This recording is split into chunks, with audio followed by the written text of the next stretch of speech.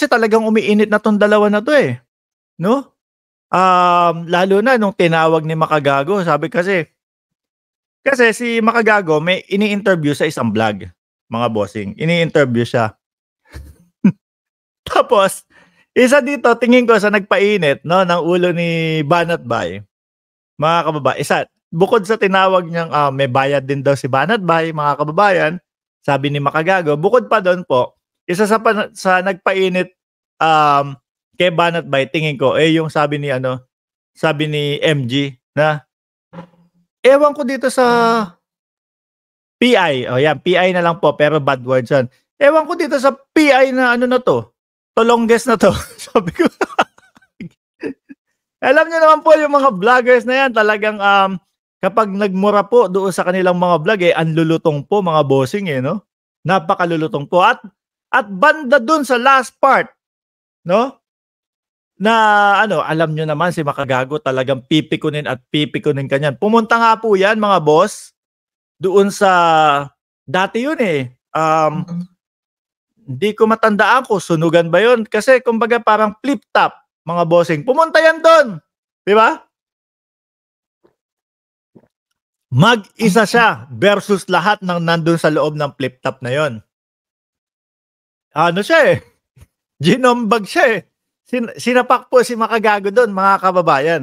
Kasi talagang ano, eh, talagang kapagka ikaw binira ni Makagago, mabubwisit ka talaga, iinit talaga ulo mo, eh. So sa tingin ko ganito yung nangyayari kay Banat Bay. Talagang, mismo tingnan mo, oh, medyo iniipit niya si Senator Amy Marcos. Mga kababayan, "Hoy Senator, ipatawag mo 'to. Oh, dapat ipatawag mo 'to." Kasi ang ginagawa cyber libel at defamation, 'no? Pero ako mas naniniwala ako that dapat mas maunang sigaw nila, 'no, ng kampo nila Banat Bay. Isigaw niyo muna.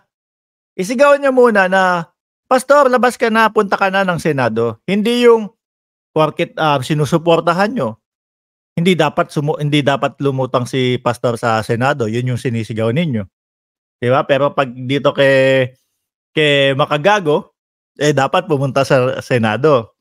'Di po ba, mga kababayan? So yun nga, sabi ni Makagago, "Gusto mo tayong dalawa, Banat Bay, suntukan." Yun. Ang ginawa ko na lang, mga kababayan, dinownload ko na lang po dito sa aking, laptop. Kasi ganyan, eh, kung mapapansin niyo mga kababayan, lahat po ng mga ibina-vlog natin ano na lang tayo kumbaga, mas marami yung ikinukuwento na lang natin yung nangyayari, pinag-uusapan na lang natin yung mga nangyayari, kaysa doon sa ipe-play pa natin yung sandamakmak na video, yung napakahabang video, mga kababayan. "Gusto mo Banat Bay, suntukan tayo sa loob ng drum," sabi ko. Sabi ko parehas chubby 'to, parehas ano 'to, kalaki kaya yung drum na tinutukoy ni MG, mga bossing. Eh, parehas sila medyo ano, eh, medyo chubby, eh. Tingin ko, kung sakali po mga bossing, kung sakali po, ano lang, katuwaang usapan lang. Kung sakali, 'no, na talagang, "Oh, eto, Makagago versus Banat Bay." Tingin ko si Banat Bay hindi sisipot, 'no? MG versus BB, oh, tingin ko hindi sisipot, 'no? Si MG kasi mga kababayan, yung sa suntukan usapan na yan, sumisipot po yan kahit alam niya na yung pupuntahan niya na crowd, mga bossing, na against lahat sa kanya. Sisipot po yan, pupunta po yan, 'no? Biruin mo ganong kalaki ang yagballs nitong si Makagago, mga kababayan. Hindi natin alam dito kay BB. Oh, baka naman sabihin niyo sinasabi ko na bibinggandang hari si si Banat Bay. BB kasi yung kumbaga abbreviation nung Banat Bay. Oh, MG versus BB. Ayan. Eh, hangga't ako nandito sa Pilipinas, may 1 linggo na lang ako, eh, pwede kaming mag-undercard kung sino man yung gustong gustong makipag-undercard doon sa ilalim, oh, 'di ba? Kaya lang, ilang days na lang po ako, 5 araw na lang po ako, eh. Oh, 'di ba? Kung meron mang itatapat sa'kin, pero MMA ang laban, hindi lang yung suntukan. Mixed martial arts talaga, mga kababayan, 'di ba? Kung meron mang mga buwisit sa'tin na mga kapwa vlogger natin, mga bossing, 'no, yung mga medyo nagmumura, eh, puwede nating ano, MMA, mixed martial arts. Kumbaga lahat-lahat.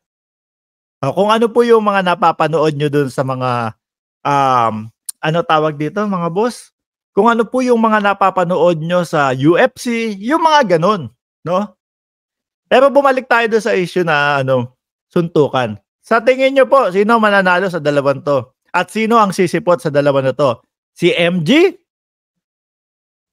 also known as Makagago, or si BB, AKA Banat Bay? Ayan, 'no? Eh, siguro kapagka si MG medyo sorry, MG kung nanonood ka dito sa ating channel. Malamang hindi, eh, dahil, sikat sikat naman po yang mga yan, eh, sila BB at si MG. Siguro medyo mabagal yung suntok ni ano, yung suntok ni MG, 'no? Pero ano, kumbaga alam niyo naman po, eh, kapagka ganyan mahilig mga makipagbardagulan. Siguro kahit papaano asal, suntok ang kalye, ubra yan ano. Si Banat Bay hindi ko pa nakikita, siguro siguro si Bibi hindi ko alam kung medyo ano, kasi medyo siguro flabby din kasi si ano, eh, si Bibi, eh. Baka medyo malambot ng konti yung ano, "Ikaw talaga!" Baka pero mahaba-haba pa po ito mga boss. Mahaba-haba pa po ito. Sabi ni ano, ni Neta Barekin, dapat may pay-per-view yan. Kaso, kung sa Kingdom gaganapin, may BAP yang mga banateros, plus 75% damage. Eh, siyempre, hindi ang sabi nga ni MG sa loob ng drum, eh, 'no? Hindi sa loob ng Kingdom. Sabi ko napakalaking, drum naman nun. Kumbaga walang takbuhan, walang anuhan, walang walang makakalayo, 'no? Hindi magiging takbuhan. Sabi ni Angela Hero, may tsismis ba ding daw si GCash buy? Ay, hindi ko alam 'yan. Basta ako ang napansin ko lang dito kasi MG, eh, 'di ba? MG Makagago, oh. Maka tapos Gago, 'di ba? 'Yun. Eh, kay Banat Bay naman, BB, Banat Bay. Pero hindi ko sinasabing Gandang Hari, okay? Hindi ko sinabing BB Gandang Hari kasi BB Gandang Hari, eh, si ano 'yun, si pangalan si Rustom 'yun. Oh, 'di ba? 'Yun lang yung pinagkuhanan ko kung bakit BB, oh. MG versus BB, oh, 'di ba? Sabi ni Ronnie, ay sabi ko na Barbie. Yes, sir. Sabi, yes, napanood ko 'yan sa isang vlogger. Bading daw si GCash buy. Eh, wag na nating anuhin 'yun, wag na nating, talakayin 'yun. Ang talakayin natin, eh, ano ba, sino ba ang mananalo kung matuloy itong suntukan na ito, 'no? Kaso ang restback ni MG, eh, restback ni BB, eh, ipatawag daw po si Makagago, si MG sa Senado with matching, medyo pang-iipit pa, eh, 'no? Medyo pang-iipit pa kay ano, kay kay Senator Amy Marcos.